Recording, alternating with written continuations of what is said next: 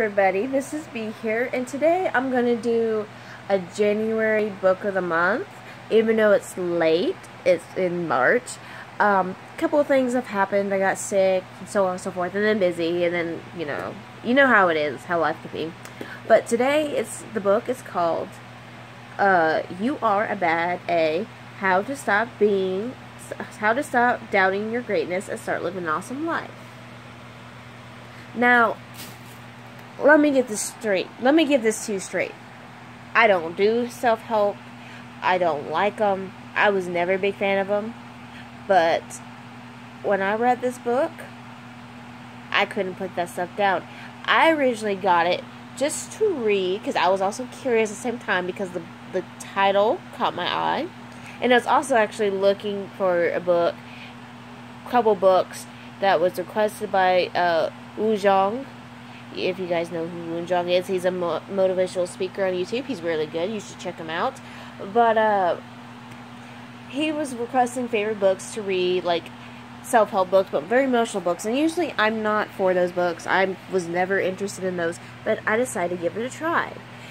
And so I was going in there before I was going to start heading toward the back. I looked at the shelves, because they have, when you walk in, there's shelves, like, boom, like, in your face in the window, kind of, like, through the window. There was the bestsellers and the new arrivals. So I walk over there, because when I walked in there, I saw this book, and it catch my eye. Now, the part of the text I read is, you bad A. And I'm like, what? So I walk over there, so, me being drawn to it, and also just only I saw you bad A.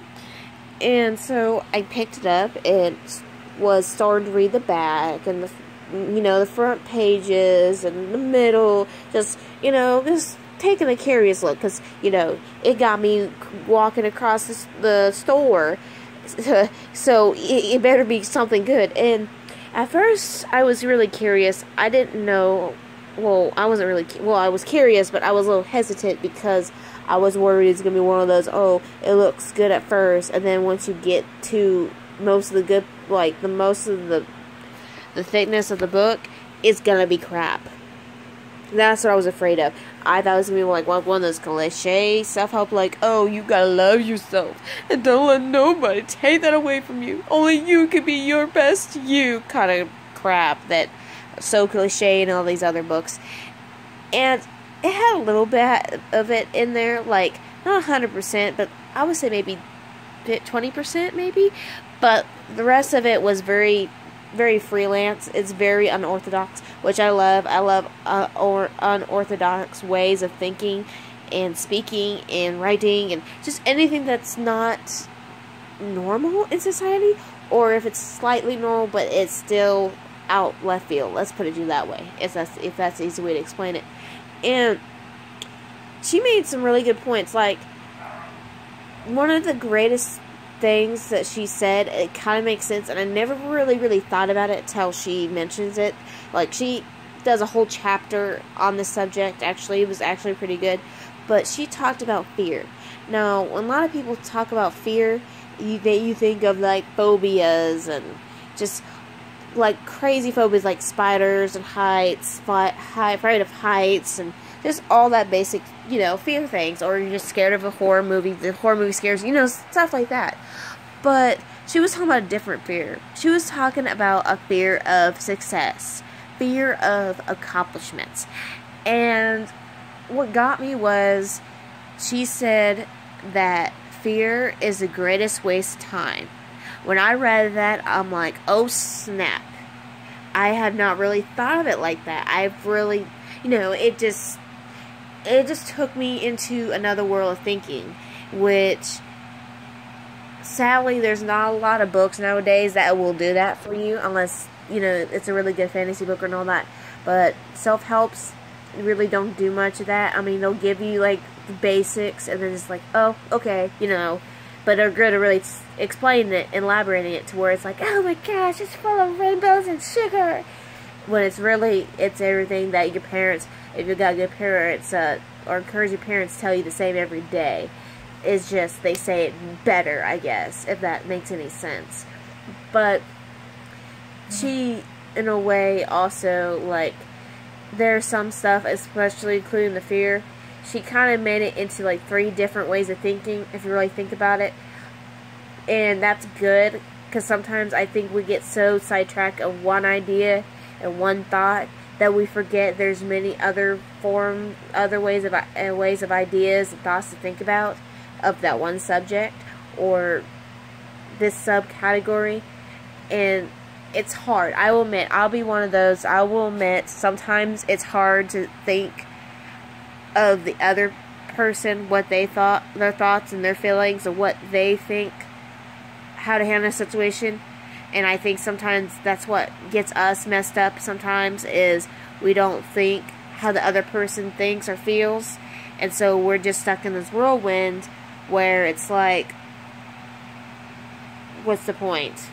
But it really does. And it really got me thinking. And yes, there's a few foul words in there, but it's not bad. But when she uses it, it's quite comical, let's put it that way. And it makes you like, that's funny, but that's good. I like that, how you word that. But like I said, it's very unorthodox. It's very out there. And I love how she organizes it. Like, in every chapter, she always puts a quote. There's always a quote underneath of a famous person. But this one, I'm just flipping through, and the chapter is chapter 12, and the chapter title is "Lead with Your Crotch." Now, how many books or self-books has that title? I don't think there's hardly any at all, or very few. In the beginner's mind, there are many possibilities, but in the expert's, there are few. Shunrei Sushi, Japanese Zen monk, author, teacher, also lovingly known as the Crooked Cucumber. I never heard of him, but he's a crooked cucumber. But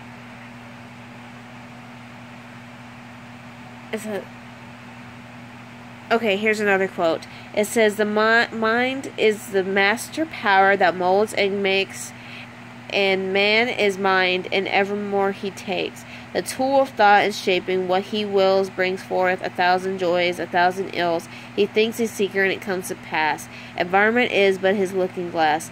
By James Allen, old-timey author, self-help huntsinator. So basically, what that's saying is, we create in our minds our possibilities, thoughts, and actions. And what we do, and what we think, and how we approach the situation helps determine what comes out of it. And that's what I love about this book. It's not just the good quotes and stuff like that. Yeah, you can get good quotes on the internet. It's how they're used and how it is worded and how it is typed. It really puts things into a different perspective, and it really enlightens the thought process of what is being read. And I really enjoy it. And the quotes, and then what's amazing is how well organized she is, because the quote matches the chapter of what she's talking about next. And it's amazing. People always say, oh, what goes in your mind not just comes through out your mouth, but also out your whole body, which is true. They've done proved mind is more powerful and controls more than we ever thought or ever could dream of. And it's just a whirlwind where she describes what your mind, your thinking, your fears, and how all of it's combined. And at first you would never think, in a million years that's related to each other, but it is. Oh, I'm sorry, I didn't realize I had headphones in. But but you just knowing the simple stuff like that, you never think that all that stuff will come together, and it does. It really does come perfectly together. You just don't realize it till you read it. It's one of these books, I can tell you everything, what I think, and, opinions, but at the end of the day, you won't feel the same way as I do unless you read it, or maybe you feel something like in a different enlightenment when you read it. it's just one of those, I can, describe everything she says, but you still will have to read it to fully get to you. Now, you might not exactly think how I think about it. You might approach it a different way than I did when I read it, which is okay. That's the whole point of it. She's basically saying in this whole entire book, not just to love yourself, but be not afraid to think what you think, to do not be afraid of what you feel, and put your whole heart, body, and soul into what you believe in, and don't let nobody take that away from you, and don't let anybody tell you no, and don't let anybody tell you any different, because you are you, and you have your task of doing what you want to do in life. That is your dream, your job, everything that you want in life is yours. All you gotta do is take it, or at least try to take it. Because I don't know who said this, but it's also was stated in this book. But the greatest fail in life is not just living your dream, but to cave in to your fears. I don't know exactly who said this or quote similar to this, but that is true. You fail when you give up on your dream and let others and your fears take you over. So think about that. You don't fail when you try and it don't work. You fail when you don't try and let your fears and your doubters consume you. That, to me, that's pretty deep. It strikes me at my heart and my soul and my mind. But I would recommend this book, especially people who are not into self-help like I was. So, like I said, I really recommend it. And I'm sorry it was late that I did this, because I want to do it for January, especially because New Year's Revolution and people want to change their habits, whether it's bad habits, whether it's, getting a better body, mind, and soul. Just the basic stuff. Just self-improvement. There you go. That's the word I'm looking for.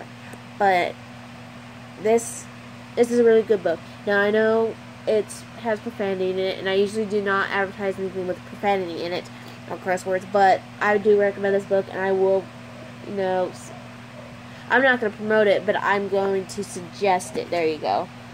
It is. It's a really good book. But, yeah, that's basically it. That's in a nutshell.